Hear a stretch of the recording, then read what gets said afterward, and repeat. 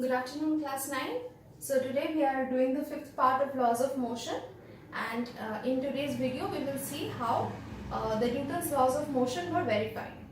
So now suppose I have two bodies of same mass. Suppose two bodies of same mass. Okay, both of them have mass m. In one body I apply a force F, and in another body I apply a force 2F. In one body I apply a force of F, and in another body I apply a force of 2F. Now in which body will the acceleration be more? In which body will the acceleration be more? Obviously the body which has got larger force, 2F amount of force, will have more acceleration. So this force will have more acceleration,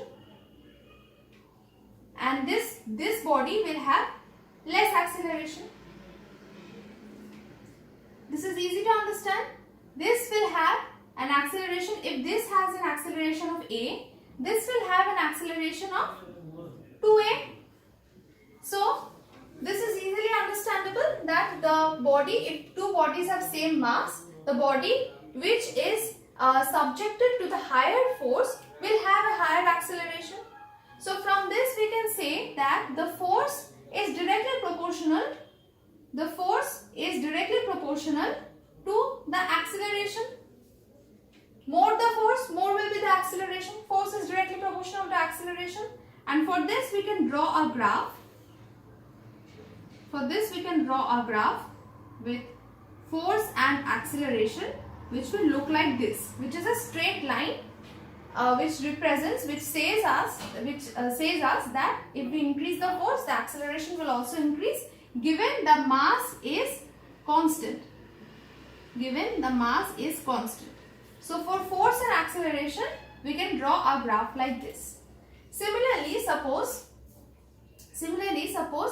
I have two bodies, but their masses are different. Suppose one body has mass m and another body has mass 2m, and I want both of them to have the same acceleration a.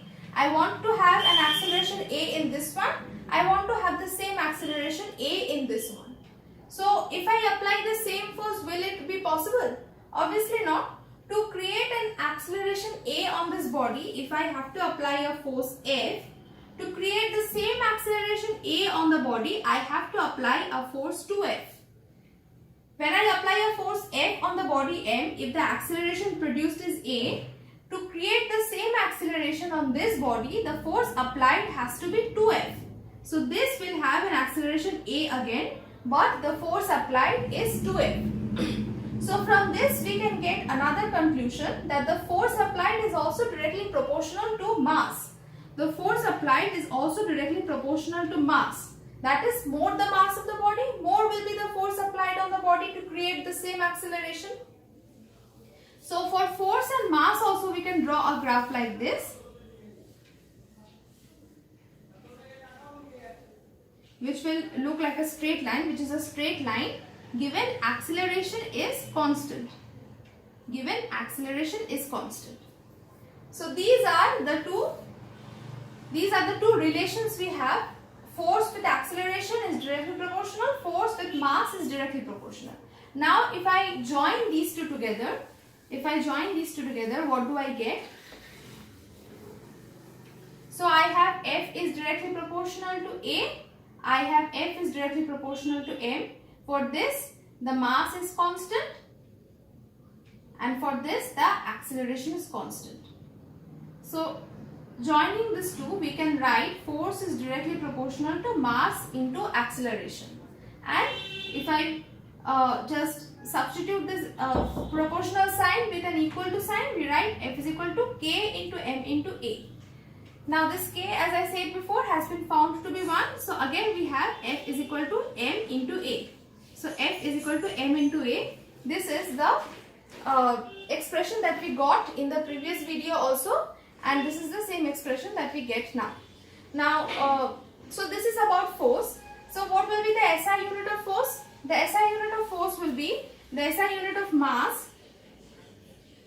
The SI unit of mass multiplied by the SI unit of acceleration. which is meter per second square. So the unit is kg meter per second square, and this is also called Newton or capital N. So force is kg meter per second square, which we call Newton or capital N. And if you want to define Newton, what do we say? That the force acting on a body of mass 1 kg, so that an acceleration of 1 meter per second square is acting on it, then we say that the force is 1 Newton, right? So this is the SI unit, and the CGS unit is gram centimeter per second square, which is also called dyne. And the relation between Newton and dyne is 1 Newton is equal to 10 to the power 5 dyne. 1 Newton is equal to 10 to the power 5 dyne. So these are the units of force. Now this is about the mathematical part. Now let us look at some practical applications of Newton's first law. So one application is, you must have seen it in cricket matches, when a cricketer catches a ball, when a cricketer catches a cricket ball, he draws his hand to some distance when he is catching the ball. Why does he do that? Why does he draw a ball? Why does he not just hold the ball? Why does he draw his hand along with the ball? Now, the ball was initially moving with, so first example is of the cricketer and the ball.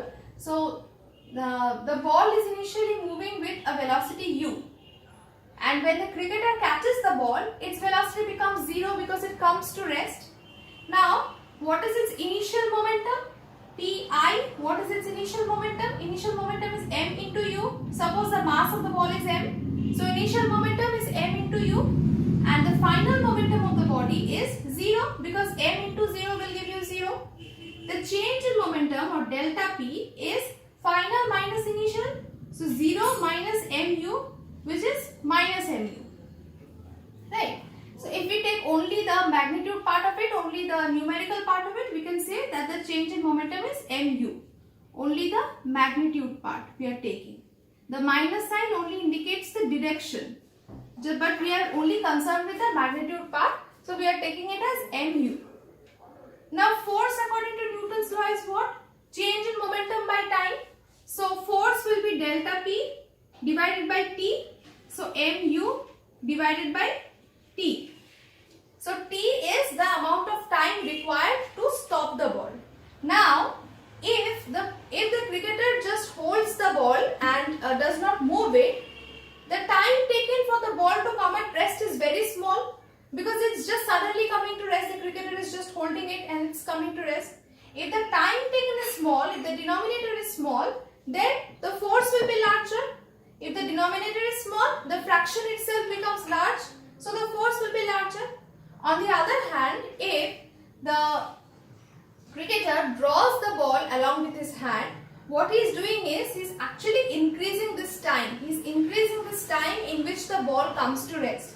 When this time is increased, if the denominator is increased, the overall force will decrease. So on his hands, on the cricketer's hands, less amount of force will be applied. His hand will not get hurt.